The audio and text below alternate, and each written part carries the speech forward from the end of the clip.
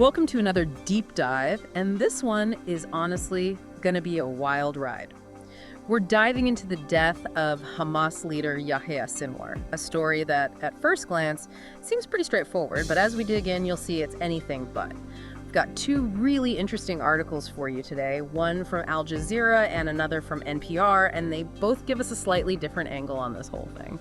And it's important, I think, before we get into the nitty-gritty, to remember that we're talking about a conflict with a very real human cost. You know, it's easy to get bogged down in the strategy and the politics, but at the end of the day, these are people's lives we're talking about. Absolutely, couldn't agree more. So let's kind of set the scene right. Both Al Jazeera and NPR lay out the official Israeli line. Training units on patrol, they have this chance encounter with Hamas fighters, and boom, turns out Sinwar's right there in the mix. And that right there, that whole narrative is raising eyebrows. Even within Israel, you've got commentators saying, wait a minute, this seems a little too convenient, given the history here, you know? Yeah, it's like almost too movie perfect. Al Jazeera even mentions that detail about Sinwar, injured, throwing a stick at the drone before they shelled the building. I mean, it's a powerful image, that defiance, even in his final moments. It's gripping, no doubt, but we've got to look beyond those kind of cinematic details, right? Al Jazeera actually cites Bellingcat's research showing that the IDF had the location of that building pinned down back in September. So was it really this chance encounter they're making it out to be? It's a good question, and NPR kind of muddies the waters even more because they talk about Biden and Netanyahu both claiming that, oh yeah, intelligence was key in finding Sinwar, but then some of NPR's own sources contradict that, saying he was notoriously hard to track, never used tech, like at all. It just doesn't quite add up. It really doesn't, especially when you consider what NPR says about last year, where Israeli officials were claiming Sinwar was trapped in a bunker. So did he suddenly have this change of heart, this new tactic? Or is there something more we're missing here? It feels like we're only getting part of the story, that's for sure. It does, doesn't it? And look, I don't think it's a stretch to say that given Israel's intelligence capabilities and knowing how careful Sinwar was, this wasn't just a coincidence. It really points to this bigger pattern that NPR highlights. Israel trying to shape the narrative, control how this conflict is perceived. Because if they can paint this as a clear victory, it makes them look strong, right? Like they're really putting the pressure on Hamas. Exactly. Taking out a high-value target like Sinwar, it lets them claim progress, justify their operations in Gaza, reinforce this whole idea that they're in control. But then NPR comes in with this whole other layer saying that even with Sinwar gone, getting those hostages back might actually be harder now. That's the tragic irony, right? Yeah. The very action meant to weaken Hamas could backfire, creating even more chaos and instability. And that's what gets me, the human cost of all this. That quote in the NPR piece from a family member of one of the hostages, it just sent chills down my spine. They said, now the hostages are in the hands of very brutal, unorganized men. They can be killed just for fun. God, that's heavy. I mean, that really underscores how quickly things could spiral even further out of control, how those hostages become pawns in this whole power struggle.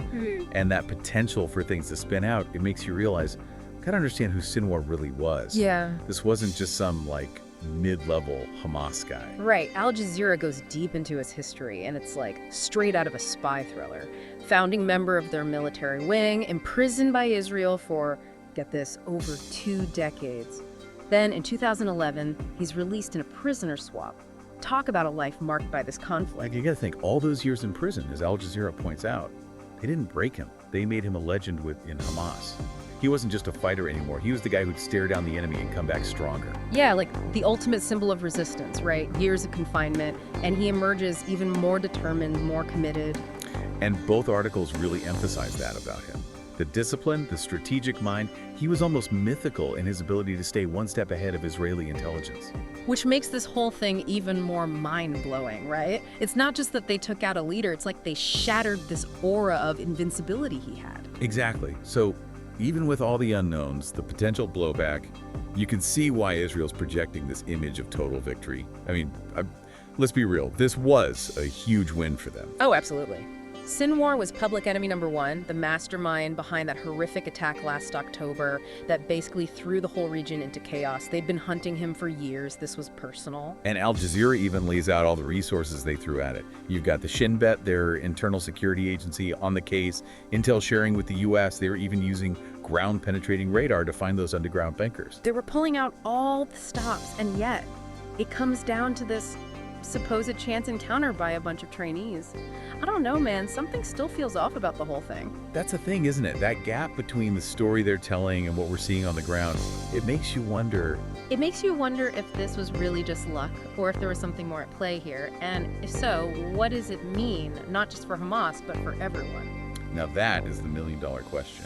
Because what happens in Gaza, it never stays in Gaza, does it? Yeah. The aftershocks of this, they're already being felt way beyond those borders. Yeah, it's like, you know that saying, when America sneezes, the world catches a cold? Well, in this case, it feels more like when Gaza coughs, the whole Middle East gets a fever or something. That's a good way to put it. And NPR really lays out what those ripple effects could look like. The most immediate one, obviously, is those hostages.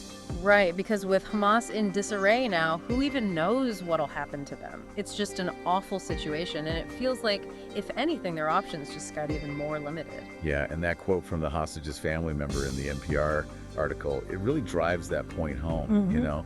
To think about someone saying their loved one could just be killed for fun, man, that's chilling. And it really shows you how quickly this could escalate, how those hostages could become bargaining chips or worse. It's truly heartbreaking, and it makes you wonder, what can the international community even do at this point? That's the million-dollar question, and I don't pretend to have any easy answers, unfortunately. But it's definitely a wake-up call. We can't afford to look away from what's happening in Gaza because, like you said, it doesn't stay contained. NPR talks about those calls for a day of rage from Palestinians, and that has the potential to spill over in a big way. Especially with the West Bank already so volatile, one wrong move, and it could be like tossing a match on a powder keg. Exactly. And that's the big takeaway here, the point I really want people to walk away with. Sinwar's death, as massive as it seems right now, it's not the end. It's a turning point for sure, but where we go from here, that's the big unknown, and it has huge implications.